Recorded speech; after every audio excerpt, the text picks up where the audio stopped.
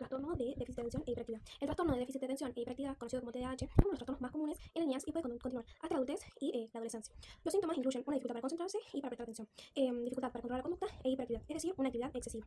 El TDAH se ha asociado a un modelo de heterogeneidad fisiopatológica en el que se encuentran afectadas, entre otras, las funciones ejecutivas, implicando significativas complicaciones para poder responder al estímulo, planificar y organizar acciones, reflexionar sobre posibles consecuencias e inhibir una respuesta automática inicial en lugar de sustituirla por una más apropiada.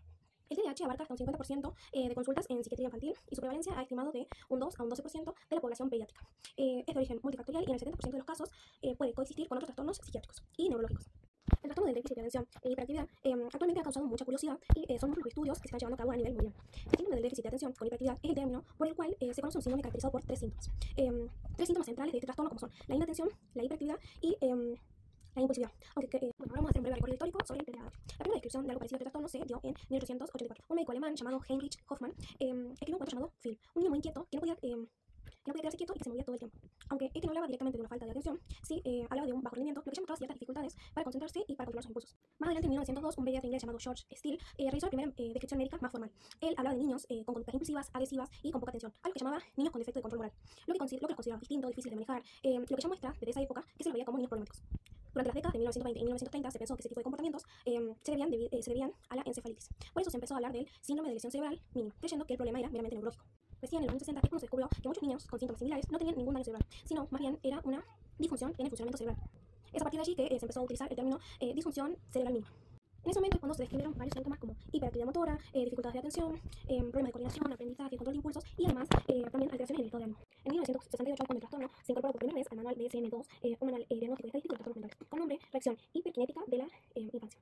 Y se usaron esos criterios para diagnosticar durante varios años. Ya en los años 60, la investigadora Virginia Douglas planteó una idea clara, que el verdadero problema no era tanto la hiperactividad, sino la dificultad para mantener la atención y para controlar los impulsos.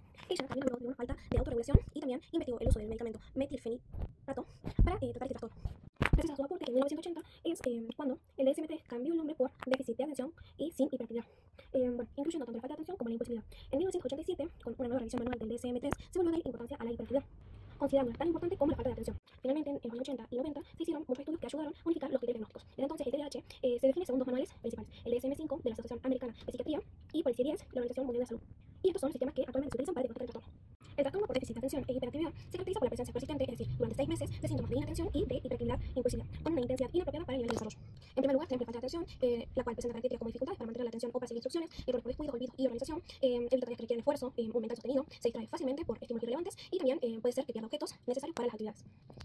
En cuanto a la hiperactividad e impulsividad, podríamos decir que características de la hiperactividad podrían ser que se mueve en exceso, tanto manos como pies, que se levanta del asiento o corre en situaciones inapropiadas, tiene dificultad para jugar o para relajarse, actúa como impulsado por un motor y también podríamos decir que habla en exceso. Otro criterio que podemos plantear es que los síntomas están presentes antes de los 7 años, se manifiestan en 2 o en más contextos, por ejemplo en la escuela, en la casa, en el trabajo, causan un deterioro clínicamente significativo en el funcionamiento social, académico y laboral. No se explican mejor por otro trastorno psicótico o del desarrollo. Bueno, el CIE-10 establece 3 áreas principales que se deben tener en cuenta para poder diagnosticar el trastorno hiperkinético. En primer lugar, el déficit de atención, la hiperactividad y la impulsividad. Dentro del déficit de atención se pueden observar conductas como frecuente incapacidad para prestar atención a los detalles junto a errores por descuido en labores escolares o en alguna otra actividad. Frecuente incapacidad para mantener la atención en algún tipo de áreas. A menudo aparentan no escuchar lo que se le dice. Impulsividad persistente para cumplimentar tareas escolares. Disminución de la capacidad para poder organizar tareas o algunas actividades. A menudo se siente incómodo al realizar algunas tareas escolares porque requiere mantener mucho esfuerzo para realizar esa actividad. En cuanto a la hiperactividad, podemos observar algunas conductas como, por ejemplo, con frecuencia se muestra inquieto realizando movimientos de manos o de pies o movimientos en la silla. Abandona su asiento en la clase o en algunas situaciones en las que se espera que permanezca sentado. Corretea, trepa en exceso en algunas situaciones en las que son inadecuadas. Es inadecuadamente ruidoso en el juego o tiene dificultades para entretenerse en actividades que son lúdicamente hay que mantenerse tranquilo. En cuanto a la impulsividad, con frecuencia hace exclamaciones o responde antes de que se termine de realizar la pregunta completa. Es incapaz de aguardar su turno realizando colas o realizando algunas actividades grupales. Interrumpe o se entromete en asuntos de otros. Habla en exceso sin contenerse ante alguna situación social.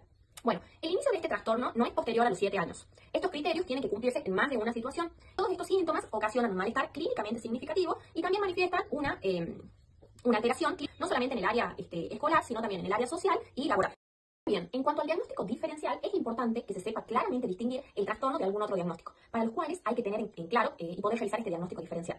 Al hacer la exploración y la valoración del paciente, es muy importante descartar otros síndromes, que aunque puedan coexistir con el TDAH, son diferentes, como por ejemplo, alteraciones genéticas cromosómicas, como el síndrome de Turner o el síndrome del cromosoma X frágil, que también pueden cursar con trastornos de atención. Algunos procesos metabólicos, como el hiper o el hipotiroidismo, la enfermedad de Cushing, algunos procesos infecciosos debido al VIH, encefalitis o meningitis, procesos. Sin embargo, este diagnóstico diferencial es mucho más complicado cuando se trata de distinguirlo de otras entidades clínicas, como por ejemplo el trastorno de ansiedad, el trastorno del estado de ánimo, el trastorno de la conducta y trastornos de aprendizaje. Bueno, antes de comenzar a describir de manera breve estos trastornos, les mostraremos una imagen de los porcentajes de comorbilidad que se dan entre el TDAH y estos trastornos. Como lo pudimos ver en la imagen anterior, al menos el 25% de los niños padecen trastorno de ansiedad, que pueden ser trastornos de ansiedad de separación, de ansiedad excesiva o de fobias. Esta es la clasificación que tenemos dentro del trastorno de ansiedad. Es muy evidente que los niños con TDAH son más susceptibles a padecer trastornos de ansiedad. Esto hace que para algunas situaciones en las que para otros niños son cotidianas, para ellos supone un estrés excesivo, como por ejemplo algún examen, hacer deberes, recoger su cuarto, etc. Bueno, los trastornos de ansiedad, como dijimos, pueden clasificarse como fobia simple, ansiedad de separación y ansiedad generalizada. Bueno, todos estos trastornos de ansiedad deben poder diagnosticarse con este diagnóstico diferencial. Es muy importante poder diagnosticarlas en el caso en que se presente junto con el TDAH, porque a veces es contraproducente tratarlo con estimulantes y hay que poder también elegir otro tipo de abordaje que sea adecuado para ese diagnóstico. Una de las asociaciones más frecuentes es la coexistencia del TDAH con los trastornos del estado de ánimo, especialmente la depresión infantil. Alrededor del 30% de los niños con TDAH presentan síntomas depresivos, producto de la frustración por el bajo rendimiento escolar, las sanciones repetidas y también las dificultades en las relaciones sociales. Estos niños suelen presentar tristeza, irritabilidad, aburrimiento constante, pérdida de interés en actividades y también alteraciones tanto en el sueño como en la alimentación. La Fundación llamada CADA destaca que estos síntomas suelen confundirse con la desmotivación o la apatía propia del TDAH. Esto suele dificultar el diagnóstico diferencial. En muchos casos, la depresión secundaria surge como consecuencia de una experiencia reiterada de fracaso y rechazo. Es por esto que la intervención debe priorizar el bienestar emocional, reforzando las habilidades personales, la autoestima y el apoyo social antes de centrarse exclusivamente en un tratamiento farmacológico. El acompañamiento familiar y la coordinación entre escuela y profesionales son esenciales para poder mantener la motivación y prevenir la cronificación de los síntomas depresivos. Otra de las manifestaciones asociadas más relevantes es la presencia de trastornos de la conducta. Los niños con TDAH pueden manifestar comportamientos desafiantes, desobedientes o agresivos, generalmente porque no reciben una contención adecuada. De acuerdo a la Fundación CADA, estos comportamientos no deben confundirse con simples problemas de disciplina, sino que realmente implica una dificultad en el control de impulsos y también de regulación emocional. La impulsividad los lleva a realizar comportamientos sin medir las consecuencias, y su baja tolerancia a la frustración también puede desencadenar respuestas de enojo o rebeldía. Con respecto a las estrategias educativas más efectivas, se incluyen el refuerzo positivo, el establecimiento de límites claros, así como también la enseñanza explícita de habilidades sociales y emocionales. La previsibilidad del entorno y la consistencia de normas favorecen la seguridad del niño y reduce la aparición de conductas disruptivas. El trabajo en conjunto entre docentes, terapeutas y familia es indispensable para evitar la cronificación del problema y fomentar una adaptación social adecuada. Los niños con esta condición también suelen presentar dificultades en la lectura, la escritura y el cálculo, no solamente por la falta de atención, sino también por ciertos desafíos en la memoria de trabajo, la organización y la planificación. También, otro dato importante es que más del 20% de los estudiantes con TDAH presentan dislexia u otros trastornos específicos del aprendizaje. La relación del TDAH con el aprendizaje es bidireccional, porque la desatención afecta a la adquisición de conocimientos, pero el bajo rendimiento académico también, por supuesto, que favorece a la desmotivación y a la impulsividad. Estos niños suelen recurrir a estrategias mecánicas de memorización, sin lograr adquirir una comprensión profunda. Es por esto que el abordaje pedagógico para ellos debe incluir metodologías activas, tareas cortas, apoyo visual y también una retroalimentación constante. El TDAH es uno de los trastornos del neurodesarrollo más frecuentes en la infancia, con una prevalencia entre el 3 y el 7% de la población infantil, aunque hay algunas investigaciones que elevan la cifra hasta un 10%. Se presenta con mayor frecuencia en varones que en mujeres y también tiene una incidencia más alta en contextos de vulnerabilidad tanto social como educativa. La evolución del TDAH depende de factores individuales y ambientales. Por ejemplo, en la primera infancia lo que predomina es la hiperactividad motriz y la impulsividad. Ya en la edad escolar son más evidentes las dificultades atencionales afectando el rendimiento académico. Ya en la adolescencia disminuye la hiperactividad, pero sigue habiendo dificultades en la desorganización y también en la impulsividad emocional. Sin un abordaje integral, el TDAH puede derivar en fracaso escolar, en baja autoestima, conductas de riesgo y también el consumo de sustancias en la adolescencia. Sin embargo, cuando existe un acompañamiento familiar y educativo sostenido, estas personas pueden aprender estrategias de autorregulación y poder compensar gran parte de sus desafíos, pudiendo lograr un desarrollo personal y social satisfactorio.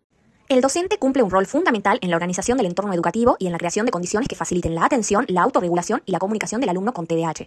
Para favorecer su aprendizaje y su participación, se pueden implementar las siguientes estrategias pedagógicas: organización del espacio y del tiempo, mantener rutinas estables y predecibles que le ayuden a anticipar las actividades, utilizar apoyos visuales, como por ejemplo pictogramas o agendas, para estructurar la jornada, dinámica de enseñanza y aprendizaje, elaborar actividades significativas y motivadoras que despierten su interés, dividir las tareas extensas en pequeños pasos o en tiempos breves de trabajo. En cuanto a la comunicación y el vínculo, utilizar un lenguaje positivo, reforzando los logros y los esfuerzos, corregir los errores en privado, evitando exponerlos frente al grupo, repetir algunas normas con frecuencia y asegurarnos de que las comprenda. En cuanto al entorno y apoyo social, reducir estímulos visuales y sonoros innecesarios que puedan distraerlo. Ubicarlo cerca del docente en un lugar donde pueda recibir orientación sin interrumpir su autonomía. Y en cuanto a las estrategias de autorregulación, enseñar y reforzar técnicas simples para poder manejar impulsos y emociones. Y por último, ofrecer tiempos de descanso controlado para liberar tensiones o movimientos.